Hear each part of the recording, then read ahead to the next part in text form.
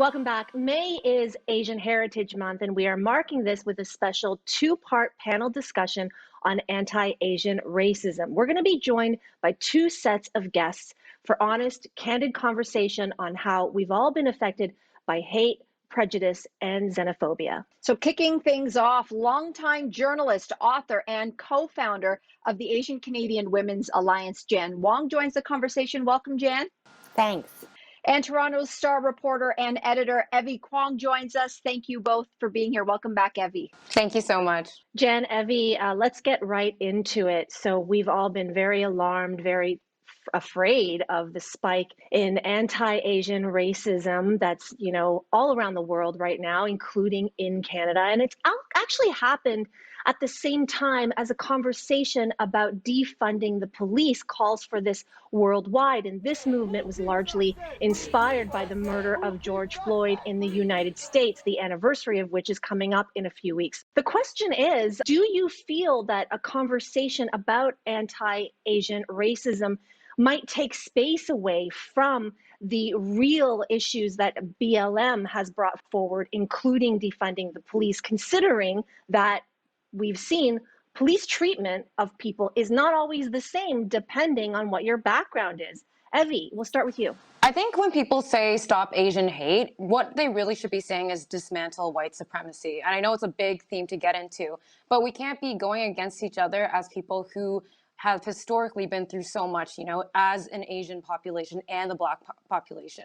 I think we really need to get into the fact that, it's not just one fight. So when we actually say oh, this is taking space from that, I think that works against each other, and it should actually work together in solidarity. When we looked at Atlanta and seeing the repercussions of, a white male who killed 8 people, including 6 Asian women from many different backgrounds, Korean and Chinese particularly, it wasn't so much that they didn't even get the victim's story or anything, but the first day the police said, oh, he just had a bad day. To give that sympathy, does the police work for us? The Butterfly group here that helps Asian sex workers here will also say that police doesn't work for them either. Often their women are vulnerable. They're seen as part of a big human trafficking ring. So actually it doesn't really work for us and a lot of low income people. But right now we don't have a lot of resources and education to show us that police haven't worked for us, and it hasn't worked for Black populations or Indigenous populations either. Is it generational, though? I mean, as Evy, you mentioned, for Asian sex workers, their experience with the police is not always so helpful. But there is an older generation of Asian people, my parents included, who do trust the police, who aren't really comfortable with this idea of defunding the police. They don't really understand it, and they actually have a different attitude. Jan, what do you make of that? I don't think it's a zero-sum game that there is one pie that has to be divided among different minority groups. I think that we have common cause. I think that if the police stop kneeling on the necks of Black people and start protecting visible minorities from getting beaten up by, as Evy says, white supremacists, we have a common interest. And so I think the solution is not to debate whether or not to defund the police for Black Lives Matter, but to say, where are we putting the money? We're not in contradiction. As Evy says, we need to work together. What's fascinating, I think, from this is we're speaking from the perspective of BIPOC people. But you see so much of this messaging, you just said it, Jan, it's about non-BIPOC people. And when you talk about the message of dismantling white supremacy, to use the analogy, sometimes there is only enough bandwidth to understand something in black and white terms. So it's so wait, are we for the police or are we against the police? Or so where are we here? And then the nuance is lost. So do you think, I don't know who can answer this, is there bandwidth or room for nuance for non-BIPOC people to understand that, in fact, different communities do have different takes and relationships with, for example, the police? Well, it's up to the media, right? To discuss this, to tease it apart, to see the different strands, and not to report it as a black and white story. The Japanese police, it's so interesting. If you have stolen a car, they don't shoot at you. Well, they do shoot at you, but you know what they shoot? Bright orange paintballs, so that they're not going to kill anyone, but your car will be identified later on. Eventually, you're going to have to stop and park it somewhere, and someone's going to see. We have to be much more creative in the way we police our cities. And I'd like to see a lot more money taken away from tasers and guns and put into mental health teams. Just to add to that, and I think the question about nuance is also, I think we have to understand that as well.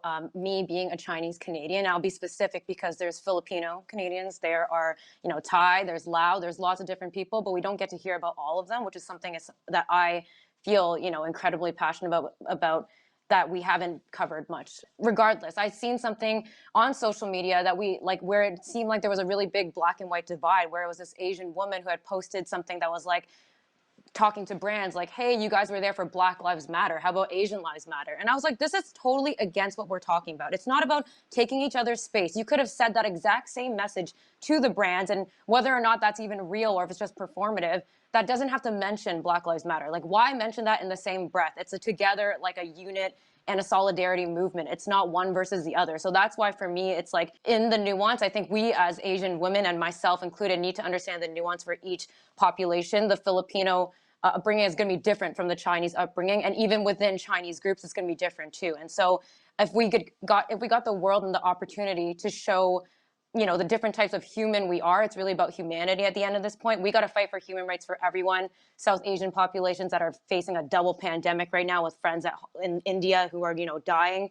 And it's just something that we need to keep in mind, that we're working together. We want to move now to geopolitics a little bit, and we're really going to get into the weeds with this one because, geopolitics and how they feed into stereotypes is very real. We've seen it in so many different ways. There was data from an Angus Reid poll, and it reveals that the opinions of Canadians towards China are at an all-time low. In fact, 3/4 of respondents said Canada should prohibit Chinese investment in sensitive industries like finance and telecom. So, Jan, I know you were a foreign correspondent in Beijing for years. So how do you cover China versus Chinese people in geopolitics in trying to tackle stereotypes? Well, I was lucky because as a foreign correspondent who was ethnically Chinese, I had a lot of leeway. I could write really tough stories without being called a racist.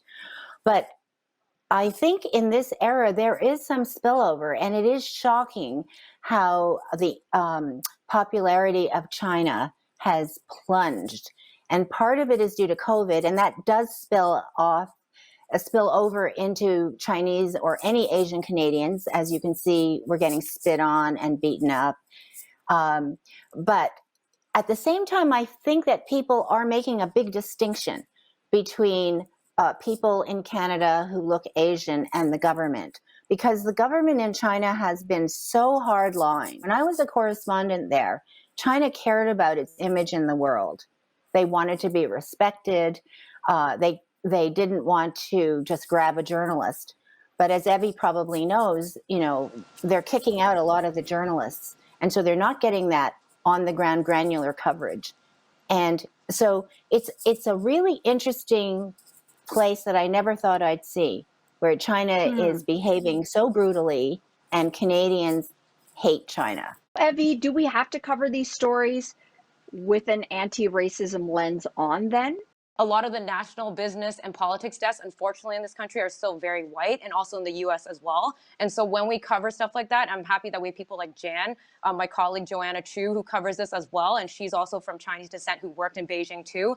That gives you a bit more layer and a bit more depth when we're covering these countries, instead of just seeing it from afar and not understanding the nuance. So that's what I'm just a little bit afraid of personally. To answer Mel's question, I think we shouldn't even worry about any anti-Asian sentiment. When you're covering a foreign country, you have to be as tough as possible. So I would say that the journalists covering China now should not worry about whatever fallout there is or racism. That's the job for the rest of us in Canada, to examine our own biases.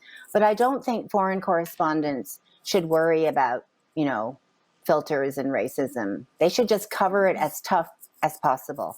Wonderful to have you both and your perspectives on the show today. Thanks so much for joining us. And we will be welcoming new panelists to the show right after this.